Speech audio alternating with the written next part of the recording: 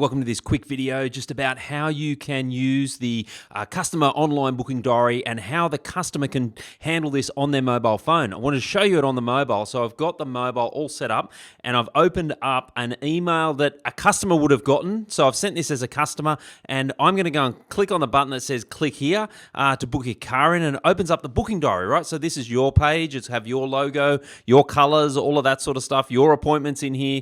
I'm going to choose an appointment. It automatically pre-formats it with all of the customer details, and then the customer can see all the days. They can go next for the following week, for example, and maybe they want to book it in on Wednesday the 23rd, let's say. So they can go and book that in, and then that booking is done. So you can see that it's a mobile responsive website. So let's just go back and have a look at that again. So if I go click here, you can see that it looks great on a mobile. That could have been an email. It could have been an SMS message that you sent to the customer. The SMS messages have the link in there as well. So they're so simple and quick and easy for those customers to book in. And as you see, once again, that's literally a 5-second process for the customer to actually book in their vehicle into your workshop.